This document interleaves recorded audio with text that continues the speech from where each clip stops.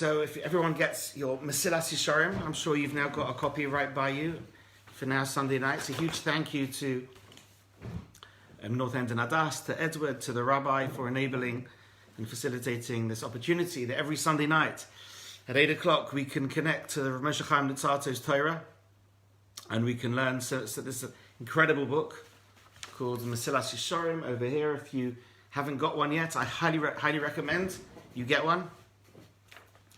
And it could save your life. It's really a game changer. So we're going to do from Perek Beis tonight, chapter 2. This should be in the merit of anyone needs a refuah, should have a refuah. Should be the merit of the Geula, Mitzvah Hashem. This time next week will already be Nisan. So Be'ez Hashem, the learning tonight will accelerate the Geula. Be'ez Hashem. Okay, so chapter 2. I'm going to try and do something really radical tonight and finish a whole chapter this evening. So probably to do a lot of text tonight, if that's okay. But let's see where Hashem takes us. This is in the merit of Rav Moshe Chaim Luzzatto. So Hashem, we could be Mekasher to the Tzaddik and we can have Siyas L'Shmaya. Okay, here we go. So the chapter is called Midas HaZehirus.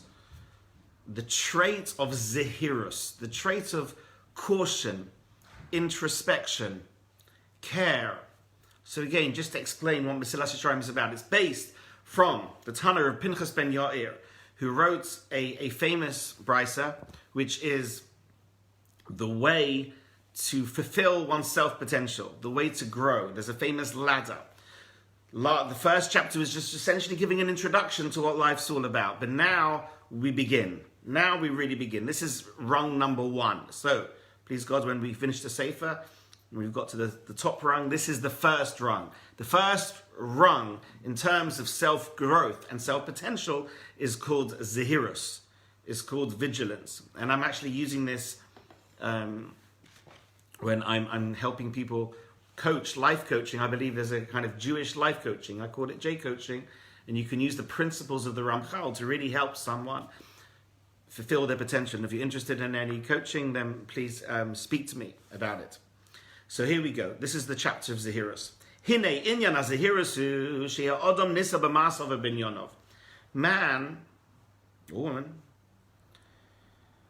needs to be nizhar, needs to be scrupulous and cautious and take care in 2 things: in your ma'asav or be'inyonov, in your actions and your undertakings and your overall goals in life and purposes in life and directions in life. So there's 2 things. There's what you do and why you do it. There's the small micro specific actions and there's your macro actions. And this idea of Zehirus is something that you need to incorporate and internalize in both areas. So what does this mean? I'll finish the paragraph, then I'll try and explain it into a modern parlance. Koloima, as if to say, mispoinen or mefakeach. 2 things. You must mispoinen, you have to have mispoineness, you must contemplate. Or mefakeach, and survey, like a pikuach, like an inspection. So there's got to be an inner introspection and a spectator almost, an overview.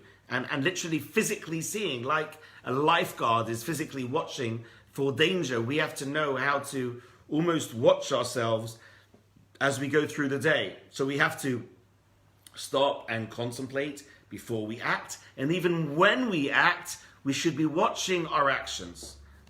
Any of you do that? On ma'asav u'derachov, on your actions and your ways. Hatoivim heimulai, are they good or not? Levilti azov nafshel esakalas ha'avodah, and heaven forbid, if you don't be introspective, then God forbid one can risk the loss of one's soul. Chas v'sholem v'lo yelech b'mahalech hergeloi k've'be'efela. And says the Ramchal that if you pursue your habits thoughtlessly, like the way a blind person walks in the darkness, which what does that mean?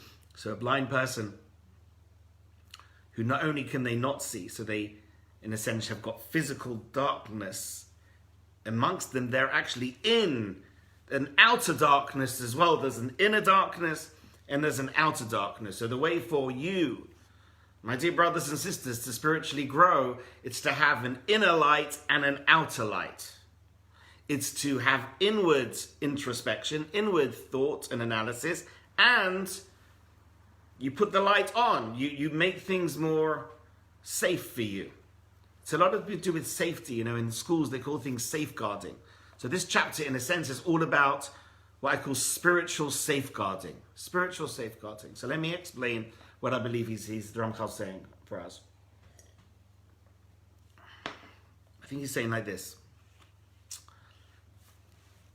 If you want to succeed in life, if you want to say the right thing, do the right thing, fulfill the 613 mitzvahs the way Hashem wants us to fulfill them, it will only work, says the Ramchal, with thought, with care, with caution. If we're going to be like a bull in a china shop, if we're just going to be speaking, and then if we're lucky afterwards thinking, what did I say? If we're going to be doing, and then if we're lucky afterwards having some hindsight. As you know, Boris Johnson makes fun of Sir Keir Starmer, calling him Captain Hindsight. So I think, A, that's harsh. And B, hindsight is not what we should be looking for. We're looking for foresight. That's obviously what we're looking for. We're looking for foresight and sight as we're moving. Sight, as we said, watching ourselves during the present. So we're living in the now, living in the present, and constantly being aware of that self-awareness of the present. So these two things we're looking to achieve: foresight and self-awareness during the present. So again, let's take an example of Lashon Hara. I want you to think now back to the last time. Obviously maybe none of you have spoken Lashon Hara for the whole of your life, like my dad. But the time I knew him, can't recall any Lashon Hara he said in my 49 years. But I think most mere mortals probably speak a little bit, so it's safe to say that probably Lashon Hara has unfortunately come out of your lips and my lips in the past day, in the past week. I want you to think back to when you last spoke Lashon Hara. Think.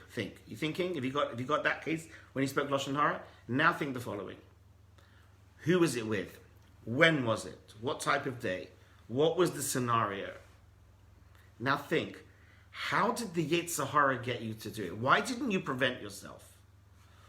What was the tactic, the technique, the strategy that the Yetzer Hara, the lower self, used to get you to gossip?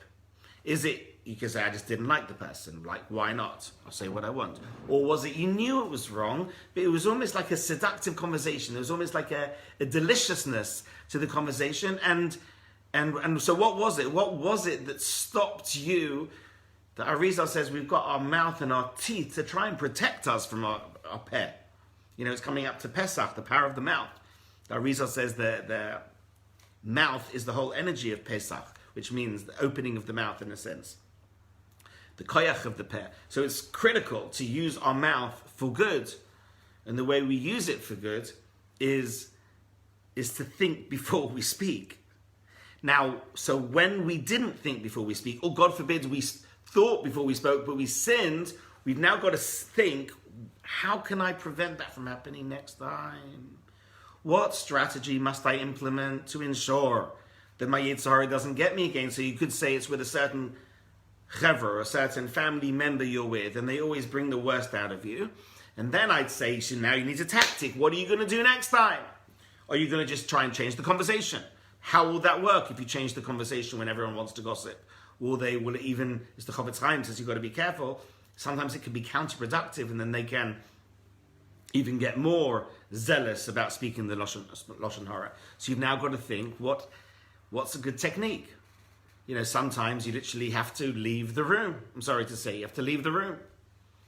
You have to try and really, or don't even change the topic. Try and begin a topic with maybe a more spiritual topic, a more happy topic, a more hopeful topic, not a topic. Maybe there's certain topics which leads to Lashon Hara. So then it's important not to have trigger topics. What I'm trying to get at is the Ramchal is saying, this is what Zahirus is. It's spiritual analysis. It's analyzing How did the Yetzer Hara get you to sin? How did you sin? And what can help next time? And critically, therefore, so kind of using hindsight for foresight. So now, next time round, let's say, it's coming up to Pesach, and please God, maybe there'll be an opportunity. It's not clear yet who you can be with for family. But maybe you can have a little bit more of a Seder than you could have had a few months ago. But then you've got to stop and think, how can the Seder be a Lashon Hara free zone? If we're so makbid about Chometz is just one Aveiro. It's actually not, it's a few, according to the Rambam. But even if it's 2 or 3 Aveiros, that when we eat Chometz. But when we speak Lashon Hara, the Chofetz Chaim says it's 31 potentially we can be transgressing. So one could argue one is transgressing more with Lashon Hara than one is even Chometz on Pesach. Not that I'm condoning and suggesting you eat Chometz on Pesach. Definitely not a good idea. But you see the gravity of Lashon Hara with Chofetz Chaim writing you could be transgressing up to 31 transgressions when you speak Lashon Hara. So now you've got to ask yourself, what can I do to prevent myself from speaking Lashon Hara? What mood do I need to be in?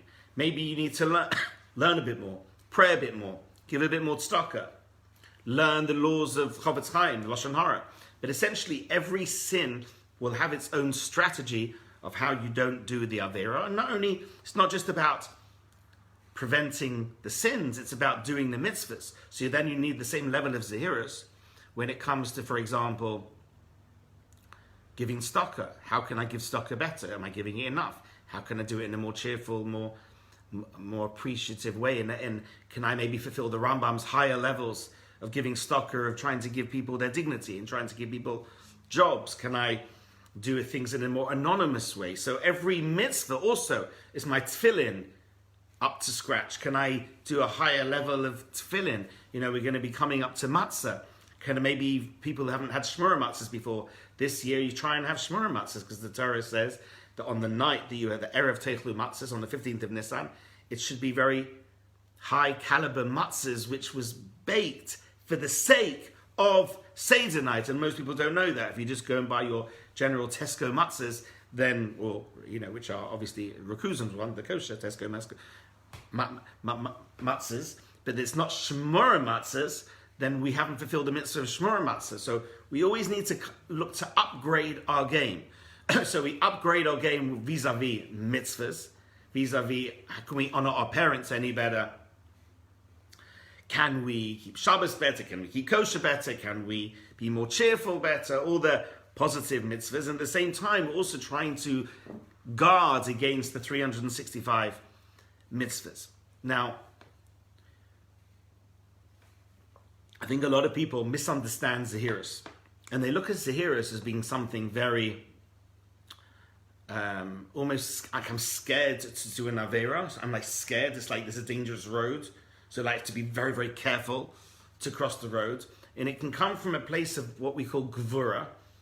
In Kabbalah, you have the different spheres. You've got Chesed, which is Avram Avinu, which is love and kindness. And then Gvura, the other extreme to the left, which is judgment, which is withdrawing. So a lot of people think Zehirus comes from withdrawing. And I heard a beautiful share today from Moshe Weinberger, where he explains the Baal Shem Tov says Zehirus and Gvura is actually also about love. The Baal Shem Tov says it's about love too.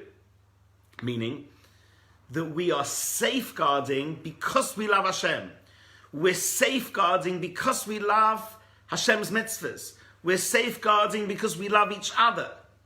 So we're taking care and caution out of love. And I love that. It was such siyata d'shmaya that I was able to hear this year today, because I wasn't expecting it. It really fits in tremendously to Zehirus, and it puts a beautiful inspirational slant on it, which is, instead of saying, I'm just petrified to sin, and therefore I'm just going to back away and I don't want... That's not very helpful. Maybe you can get a little bit of inspiration from that for a short amount of time, but it's not sustainable. What I believe, and the Baal Shem Tov believes, that's where I get it from, is sustainable, is love, and loving Hashem. And loving Hashem's mitzvahs. I think within the generation in 2021, the generation before Mashiach, where it's love, Avas Hashem, which is needed. That's what's going to inspire people and bring people to higher levels of spirituality. And therefore, I think within Zehirus, let's do it out of love. For example, think about, I remember when when we went to one of our Pesach outings, Chol HaMoed outings a few years back. We went probably to Thorpe Park, I think it was Thorpe Park, as you do, like a theme park. And one of the scariest moments of our life was all of a sudden we looked around and my little cheeky girl, who's now 21 years old, not so little and cheeky, Dina, when she was like 5 and 6, she managed to get lost, and we lost her. We lost our daughter, tragic, because she likes to go and be mischievous, and at that time, not now, chas v'shalom, but at that time, and we managed to lose her. And it wasn't the first time; it happened a few times. Meaning, and it was the most scary, because you love your child, highest level of love, and therefore you always want to protect your child. So normally, when you're taking your children to places where there's big crowds, you're holding onto them for dear life. You're checking them. You're safeguarding them. You're taking care because of love. And that is the mashal I'd like to give us in understanding Zehirus. We have such love for Hashem. We have such love for His Torah. Just like when the Sefer Torah comes out, you want to give a kiss to the Sefer Torah. You want to give a kiss to the Sefer Torah when you see it, because you have such love for the Torah. You know, for the ladies who like Shabbos candles, you should have mamish love, the privilege and the merit of being able to light candles for Shabbos, and your candlesticks should be precious. So because we love Hashem, we love His mitzvahs, it's for that reason we should have Zehirus. For that reason we need to take care. Like you've got some precious jewels. I've got maybe Benji Nassim there listening, the top jeweler in Southgate, where he's got his jewels.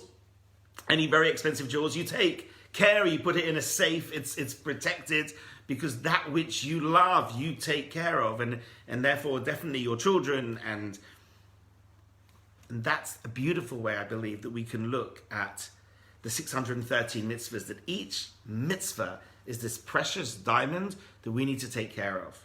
And thus, every mitzvah we need to do what we can to be scrupulous and careful to, if it's a positive, keep it to the best of our ability. And if it's a negative, to ensure, somera, that we're able to withdraw from the Yetzer Hara and withdraw from being seduced into doing one of the 365 negatives and doing what we can not to, God forbid, transgress one of the 365 negatives. And as I said, I think sometimes, you know, in more other circles, you could look at sins more like these minefields.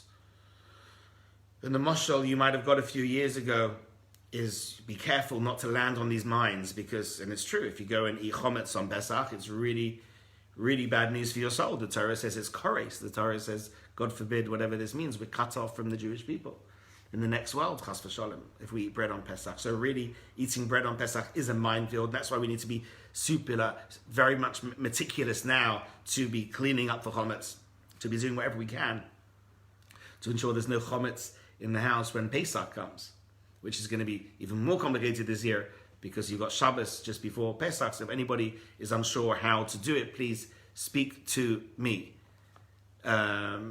because it's really important that you know how to get rid of your chometz, because on Shabbos you're going to have to eat the challah, because you can't have matzah, because we have to not have matzah for 30 days prior to Pesach. So I'm sorry everybody, but there's no more matzah for you guys until Pesach, because Hashem wants you to cherish and love and indulge in the mitzvah of matzah so much. The neshama should be excited for it. So we withdraw from, it's like harchokas, we distance ourselves from the matzah. So on Erev Pesach, which is going to be Shabbos this year, we can't have matzah, so we have to have bread. On the other hand, you're not allowed to have bread in your house after 11 o'clock in the morning on Shabbos, and 10 o'clock you have to stop eating it. So there's a whole process.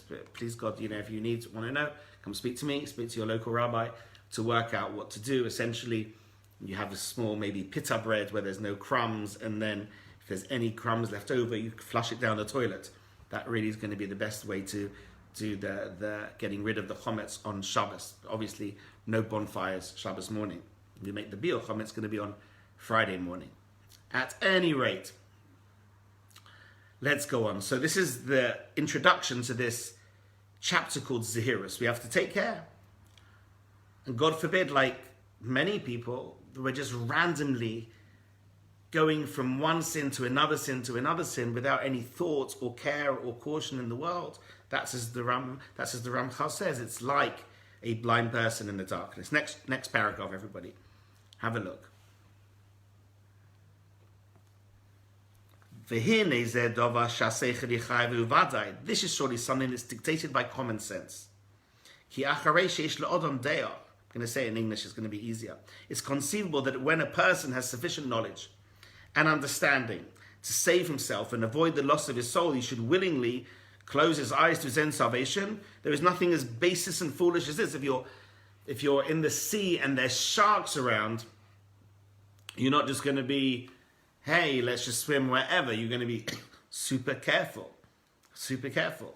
There is nothing as base and foolish as this. He who acts this way is inferior to animals and the beasts that instinctively protect themselves. So an animal, at least they haven't got das, they haven't got our free will. But yet, in a way, they're more intelligent than us because they will innately want to protect themselves from harm, flee and escape from anything that appears harmful to them. He who walks in this world without contemplating whether his path is good or not, says the Ramchal, is like a blind man who is walking along a riverbank.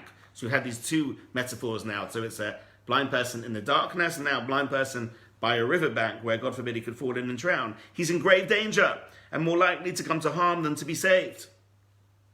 For the risks of natural blindness or of willful blindness, the latter, meaning the one who ignores the issues consciously and deliberately, are one and the same. So, if you know that certain things are spiritually poisonous for you, and we still don't stop and take care and safeguard, then we're even more liable than if we didn't know. We didn't even know. Oh. Now, let me explain something else. The Ramchal is saying, as we said, there's two things. There's your actions and there's your inyanav, which means your overall concepts, your overall places of direction. So we're saying like this. When it comes to your, let's say your job, we need to do the same thing. You need to stop and say, am I in the right job?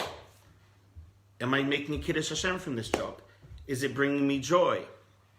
Am I making Hashem happy? Is this the job Hashem wants me in my life? So we need to use the same level of introspection, not just, was this Lashon Hara, was that Lashon Hara? Is this Chometz, is that not Chometz? Like when you're shopping for Pesach food, you've got to really be scrupulous to look and say, is this kosher lePesach or is this not kosher lePesach? But then there's the bigger questions, which is your job the right job? Are you in the right relationship?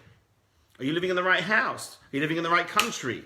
Do you have the right hobbies? So this is what the Ramchal would say is your inyanav, and these are the things we also need to constantly be checking in and asking, are we in a healthy place? And as I said, because of Corona, I think we're all very used to this idea of socially distant, right? Everyone's so careful now, we're wearing the masks, and everyone's keeping 2 meters away, and we're washing our hands, and we're not going to indoor places, and we're constantly aware that there's this virus, and we're socially distant from that virus. The Ramchal would say, if that can't teach you how we can't be distant from Averas, what can?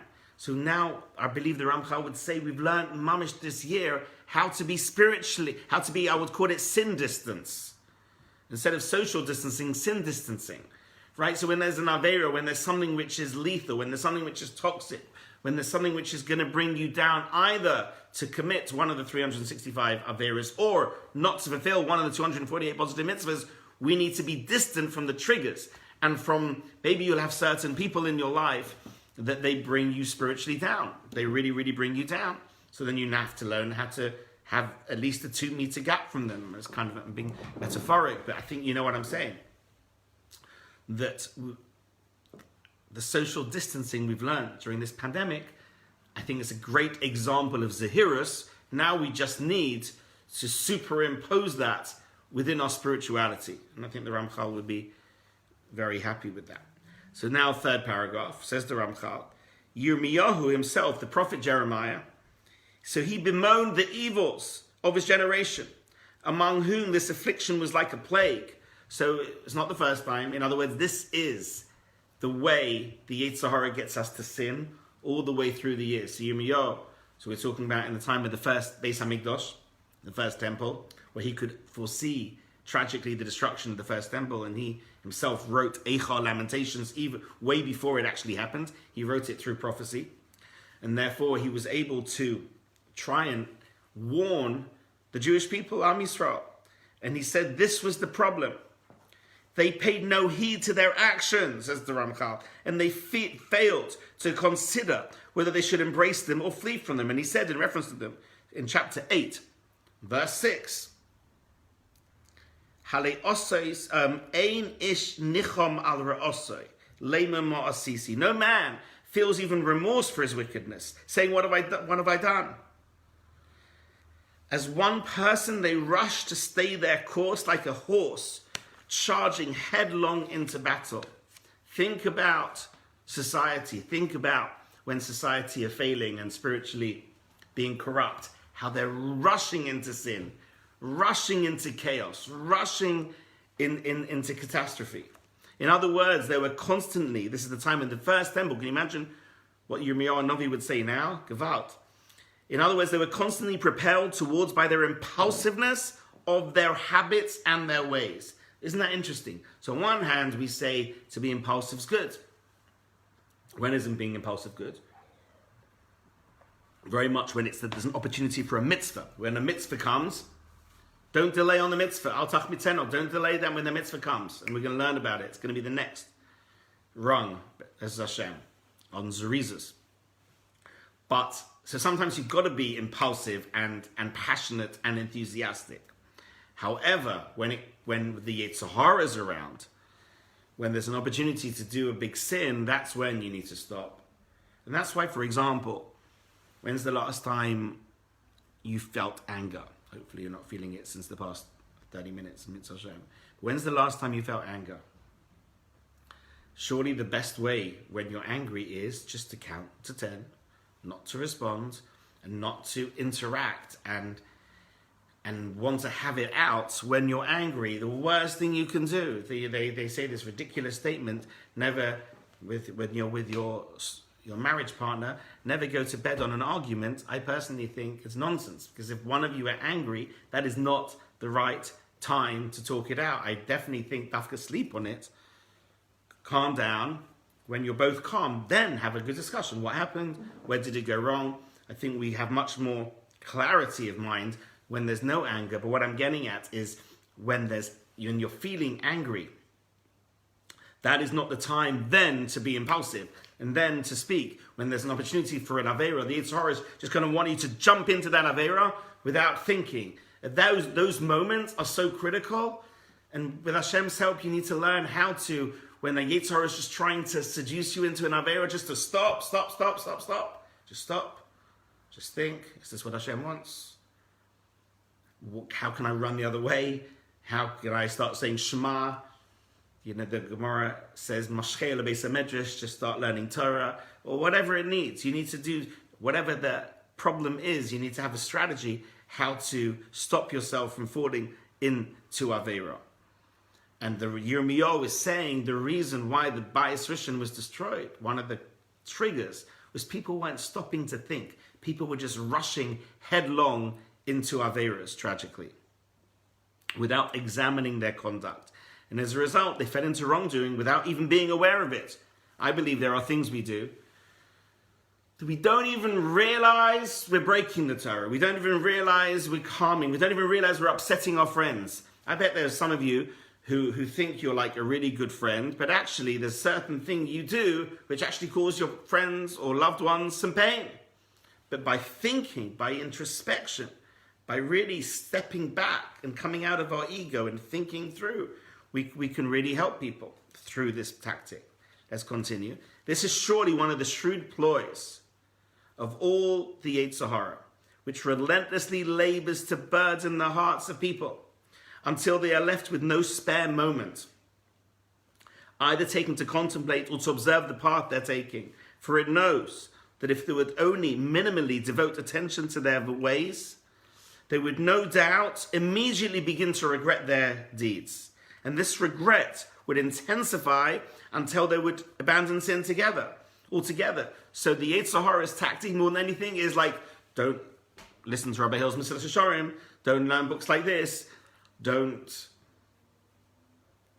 stop and think and introspect, because that's when, Baruch Hashem, we can be aware of our failings and aware of our assets and what we're good at, and how we can improve and get closer to Hashem and get closer to each other and have a life of a lot more love for ourselves, for each other, and for Hashem.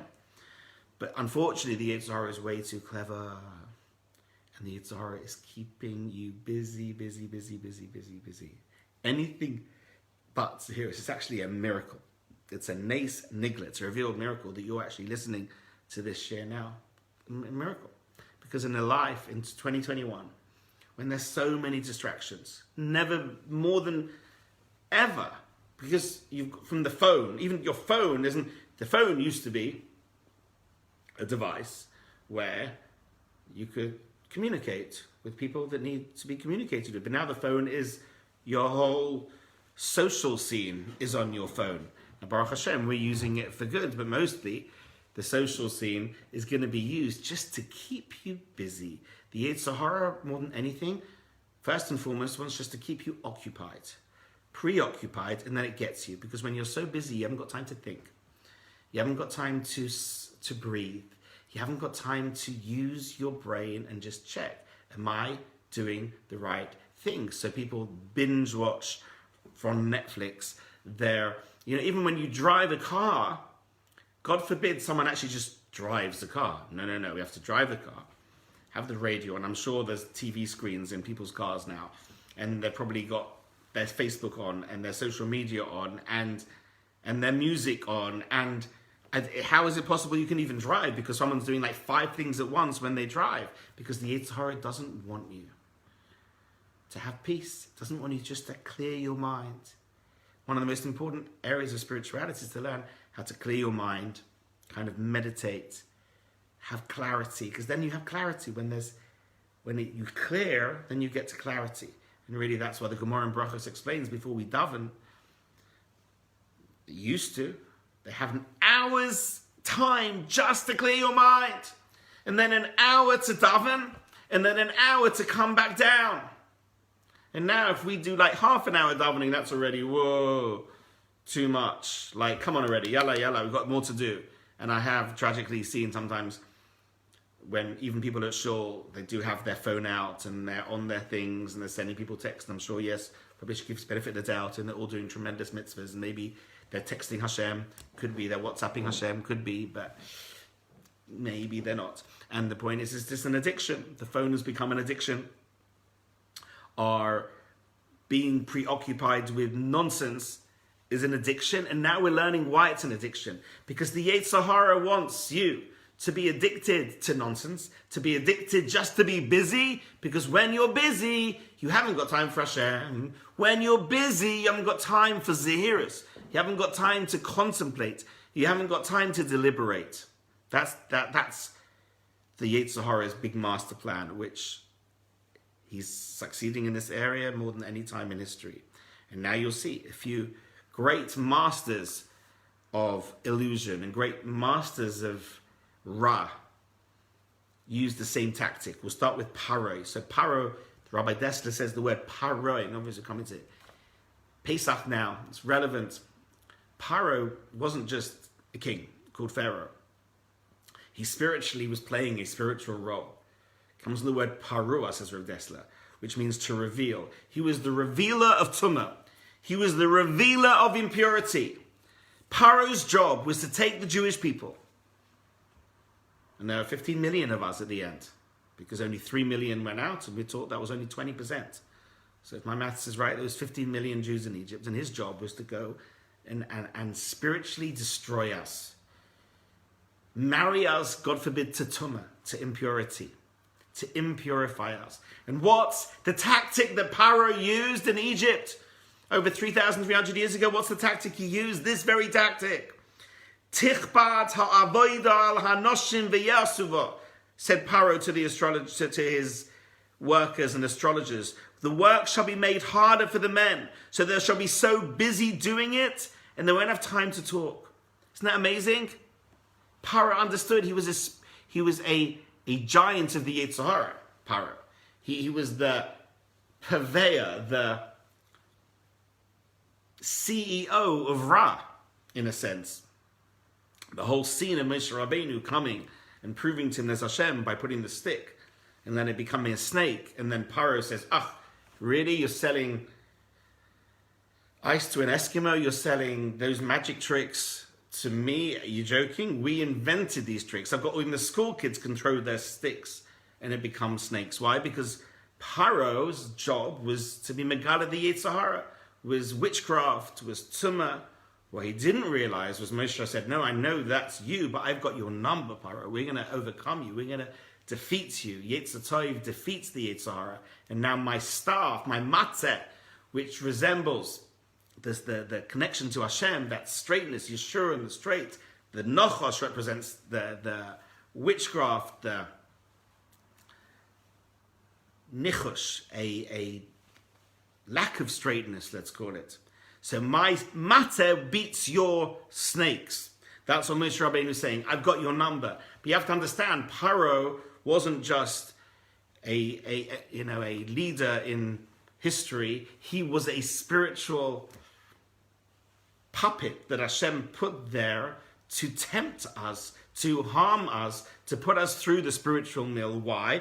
Because only through going through the Pharaoh experience and being so beaten down could then our ego, says the Nesiv Shalom, become so destroyed, so empty. Now Hashem could take us out because we became empty of ego. And maybe when bad things happen in our lives, let's take that Nesiv Shalom. And the Nesiv Shalom says, like when you plant a seed. When you plant a seed in the ground, it starts dissipating. The kernels start coming out. It's an amazing thing. It actually disintegrates. It dissipates. There's nearly nothing left. And only the very last minute when there's nearly nothing left, everything starts coming and growing. And that's why the Jewish people had to go through the Mitzrayim experience. To get to a place of real humility. To get to a place of social dissipation. Then we could have redemption. Then we could have freedom. So if any of you are going through a tough time, and I'm sure this year, so many of you are, and I just got a message before I came on. One of my students is having a specifically very, very tough time, like so many people. It's not a tough time because Hashem doesn't love us. It's a tough time because Hashem does love us, and He wants us to have redemption.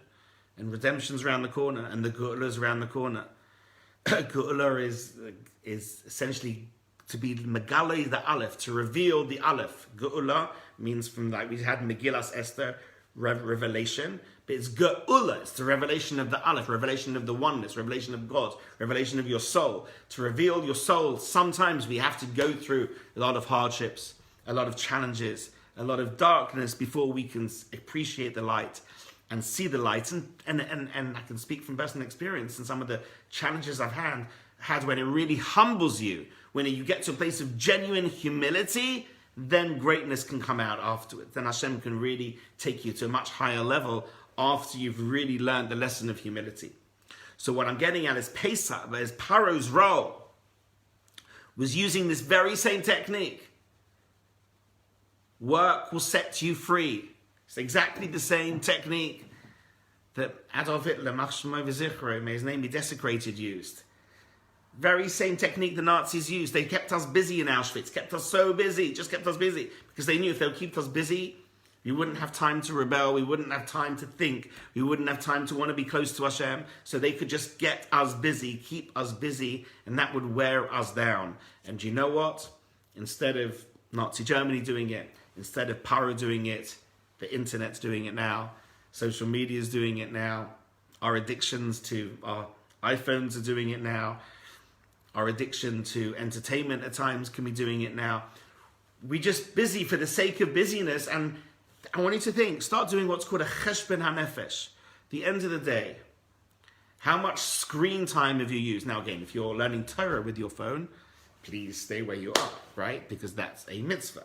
Then beautiful, you'll be mekadosh it. But try and work out how much screen time are you using, which isn't learning Torah, which isn't doing a mitzvah, which isn't, let's say, essential for work. Ask yourself that. Ask yourself, How many hours a day are you wasting on just like frivolities, on just silliness? Now again, it's important also to relax, and it's important to unwind and take care of your body and take care of your mind, because there's a mitzvah in the Torah, so you should still take care of yourself. However, let's be honest, it's way to the extreme. The Yitzhar has totally got us to this place of, as I called it, social media addiction.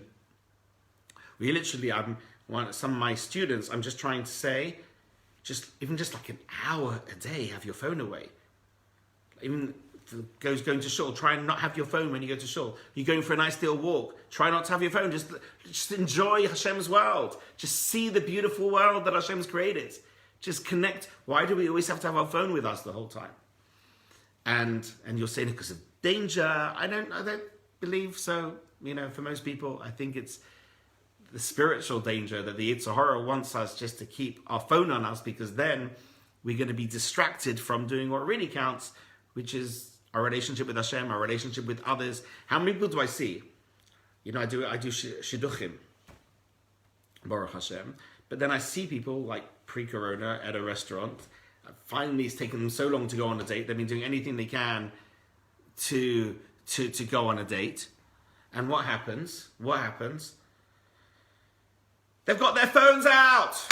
Are you one of those people that you actually got your phones out at the date? Like, are you joking? Are you going to start texting each other on the date? Like, you miss sugar?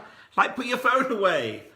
Or I definitely say to married couples that, try and have a meal a day together without phones. Real connection, real time to communicate. How can you communicate with each other when I'm on my phone, I'm looking down at my phone, I'm not even looking up into the eyes of your loved ones or whoever it may be. Is now there's Baruch Hashem for Shabbos, for those who keep Shabbos and don't have their phones with them on Shabbos, at least there's one day a week that they're not having their phone on them. But it just shows that we don't need our phone 24/7, and therefore for the other 6 days, I really, really recommend that we have a bit of less phone time. So one of the maybe strategies I'd like to ask you to think about from this notion is try and move away from that which is keeping you so preoccupied, which, when I'm saying, according to this, would be your phone. And then, let's continue. This is precisely the device that the Yetzer Hara employs against people. For he is a master of war, trained in cunning, and it is only possible to escape him by acquiring great wisdom and foresight. You have to know you're in a war, everybody. You might think this isn't wartime. I know, the government are calling this Corona, this is a war against Corona, but you've got a much bigger war. You've got a war where your Yetzer Hara is literally on you 24/7, doing whatever it can to get you to sin and get you to disconnect from Hashem and get you, God forbid, to forfeit your place in Olam Haba, in the world to come. And you've got to be aware of that. You're in a war, and your opponent is a master of war, trained in cunning. It's only possible to escape by acquiring great wisdom and foresight. This is what Haggai, the prophet, said. Let your hearts simu levavchem al darkeichem. Simu levavchem. Let your hearts attend to your ways. Let your hearts attend to your ways. Meaning, take heart, take heed, take caution, introspect, and then you'll do the right things. But if you don't do that, if you just are jumping into your life is just this whole rote where you're going around this merry-go-round. It's now Sunday night again, and then tomorrow is Monday, and you're doing same old things every day, week in, week out. The Yetzer Hara's got you. Or Shlomo HaMelech says in Mishlei, Al titein sheina leinecha osnumo lafapecha. Hinotzel ketzvi miyad or ketzipo miyad yakush, which means give neither sleep to your eyes nor slumber to your eyelids. Escape as a deer from the hand of the hunter and as a bird from its ensailment. He was saying an animal knows to run away, we're in danger. What do? We haven't got a clue. We're oblivious to the danger where we're actually caught in the Yetzer Hara's fisherman's net, and we don't even realize. So, yes, Ricky, I'll repeat. So Haggai said, Simu levavchem al darkeichem. Let your hearts attend to your ways, meaning when you do an action, your ways, as the Ramchal used this word, your ways, think before you weigh, as such, right? So think before you make a decision. of where you're going to go out tonight. Think before you make the decision which job you're going to have. Think before you make a decision which friends am I going to be hanging with. Think before you make a decision who you're going to marry, etc., etc. Which, by the way, is another whole idea, the idea of decision makings. If maybe anyone's interested, I found a nice Rabbi Twersky clip on decision making. But essentially, it goes like this: how to make decisions. If any of you have got some interesting decisions, very simple. It's the old pen and paper, or you can. I was going to say do it on your phone, but I've just given a whole muster thing not to have your phone. So don't do it on your phone. Do it just pen and paper, and you make the list and you put the pros, why you should do X, and then the whys, why you shouldn't, and you literally just make the pros and cons lists, and that starts you thinking. And you ask yourself, what is the rational thing? Now, sometimes I recommend that people say, because when it comes to your own life, the Yetzer Hara is so tricky. So sometimes I recommend and say, if you were advising someone in this case, what would you say after you look at those pros and cons? Try and almost take yourself out of the decision making, meaning it's not about you, it's a objective decision. Try and objectify it. Or even better still, imagine it was your son or your daughter making the decision. What advice would you give them? It's an amazing thing. It's fascinating because what you want for your child, you really want for yourself. But then your Yetzer Hara is so tricky that the Yetzer Hara has managed to stay for yourself. No, but I'm different. I can do these other areas. God forbid, wouldn't want my children to do them, which is really interesting. So what I'm trying to say is sometimes externalize yourself from the decision making. Make it more objective. Make the pros and cons and follow your head. You know, it's interesting because some people who are listening tonight, probably even the majority of you, because if you're interested in this kind of Torah, people are normally more into inspiration, into chesed, into your heart. How many of you follow your heart or your head? Maybe on Facebook, just put a message into me now. Even on Zoom, send me a message. Do you follow your head or your heart? Very interesting. Generally in life, are you people who make decisions on your head or your heart? Just again, there's no right or wrong answer. It's just interesting to know where you're holding. People more who come from a neshama of chesed, normally are much more emotional. The Avram Avinu, the Rivka personality types, and the Yitzchak, Sarah personality types are much more logical and much more following their head. Right, so you're saying it depends on the case. So maybe it does, but I wonder if there is a common denominator which normally drives you. But I do want to share with you something, because even though those people who are more from the chesed camp and more emotional camp are going to use their heart a lot. But I had a most amazing idea. The word in Hebrew for a king, it's worth tonight just learning this 60 minutes just to hear this beautiful idea from the Zohar. A melech, a king, stands for moyach leiv koved, which means your head. Moyach means head. Leiv is your heart. And kaf is kaved, which is like your animal self, your animal liver, as he calls it. So if you think about it, sometimes in life, you're making an intellectual, rational decision. Sometimes it'll be much more an emotional decision. And then sometimes it could just be a lustful decision, a physical need decision. So the Zohar says if you want to be a king, first of all is the mem. The mem's got to come first. First of all, your head, and then your heart, and then your animal self. What happens to those people who put their heart in front of their head? What happens if you listen to your heart before your head? Instead of a melech, you're a lemech. Lemech means fool. That's why we can make such foolish decisions, especially in relationships.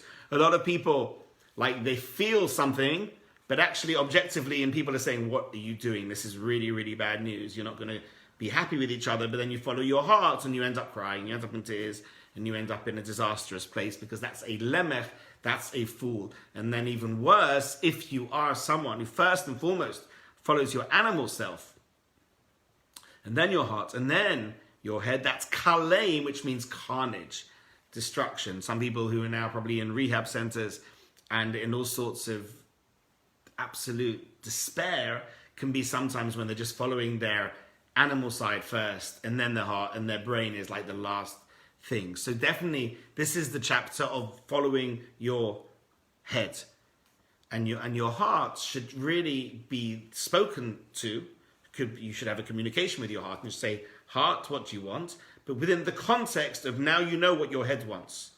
And again, it can be a little bit tricky, but generally, therefore, the general advice is to come to the Ramchal anyway, come to Zahiris, that generally you should follow your head first, and then your heart. So really the answer is you should follow both, and you should access both your heart and your head. Someone who's just following their head, but there's no heart involved, that's going to be a cold fish, right? That's not going to be a lot of fun to live with, right? But someone who's going to be too emotional and they're not going to follow their head at all, they can end up in all sorts of trouble. So obviously the answer is both, but first and foremost, and this is the whole chapter of using your brain, using your head. Let's continue. Then he writes, our sages have said from Moed Katan, whoever evaluates his pathways in this world, as Orchas Tzadikim, the famous book, as the pathways of the Tzaddik, will gain the reward of seeing the redemption wrought by Hashem. Meaning, you want redemption from your life? You want redemption? We want macro redemption in Mashiach, and you want micro redemption in your own life? Use your brain. Use Zahiris. That's the greatest gift Hashem has given you, Rahman al-Itzlan, for those people that, God forbid, they're in a situation in a hospital where their ability to contemplate in their brain has been taken away. It's the saddest thing. Those of us who are blessed to still be operating, we need to use it. We're not using it enough. We're just going with the flow from a negative perspective. The Yitzhar is just taking us down the wrong routes. And the Gemara Moed Katan is saying the way to get redemption is evaluating your path. Say in Hebrew again, called Hasom or Chosav Ba'olam Hazeh. You've got to evaluate your path. I had a student once, they didn't know which university to go to, so they literally just flicked a coin. And that's crazy, because going to university, for example, is a huge spiritual decision. You know, you've always got to ask, which option is going to get me closer to Hashem, is going to make me spiritually happier, is going to help me more fulfill my potential. The notion of just flicking a coin is horrific. So Ed was just asked, is Zahiris mindfulness? And it's actually the opposite. It's actually the opposite. It's almost the opposite of mindfulness. Mindfulness is really being able to be so... Once you've done Zahiris, and once you've done a lot of these steps, then we can talk about mindfulness, Edward, because mindfulness is really being able to just live in the experience, just feeling it. This is a very mindful experience. So Zahiris is the opposite. It's stopping and literally thinking and just asking and going, having maybe a schmooze with your rabbi or a schmooze with your loved one and someone who's objective. Am I on the right path? You know, are my kids in the right school? Am I doing the right hobbies? And you're just drawing up that pros and cons list. So definitely Zahiris is pre-mindfulness. I believe mindfulness comes post Zahiris, when you're so in tune with what Hashem wants through Zahiris, that then there can be a moment of letting go. When you're in the right place, then you let go, and then you just enjoy the moment. You live in the now, and you can be mindful. But to get you there, you need Zahiris to get you there. And then let's try and finish the chapter. Or Pasha 2, last paragraph. It's obvious that even if a person supervises his conduct, it's not within his power to achieve the salvation without Hashem's help. So this is really important now. Don't think your redemption comes from you per se. That all you need to do is evaluate, draw up your list of pros and cons, and hey presto, all the most amazing things in your life will come. Mitzvah Hashem, they will, but they will because it's a Mitzvah Hashem. They will because Be'ez Hashem, Hashem will bless you and enable it, because we can just start the process. It's Hashem who finishes it off. It's Hashem who gives us redemption. Like, obviously, the story of Egypt, where Moshe's name isn't mentioned. Even Moshe Rabbeinu's name isn't mentioned. It was so redeemed only by Hashem. And that's why all our redemption comes from God. But we've got to put our effort in, and the effort we're speaking about here is the effort's called Zehirus. And then he writes, so Kumar Markosov says in Tehillim, Tzofer Rasha letzadikim avakish la'misoi, but Hashem le'azvenu biyodoi. So the wicked, says King David, scouts out the righteous and seeks to kill him. So all of you should know, as I said, you're under attack. You're under attack. The Yitzhar is trying to get you. Even if you don't see it, he's planning it. But Hashem will not leave him within his hand. So what do you need to do to enable Hashem to rescue you. At the same time, it's through this. If a person oversees himself, then Hashem will assist him, and he will not be saved, and then he will be saved from the Yetzer Hara. But if he does not oversee his conduct, if he doesn't do Zahirus, Hashem won't watch over him. For if he's not compassionate towards himself, who will show him compassion? This is similar to what we've learnt in the Gemara Brachas, page 33. Kol mi she'ein bo deya, oso l'rachim olav. It's forbidden to pity anyone who has no intelligence.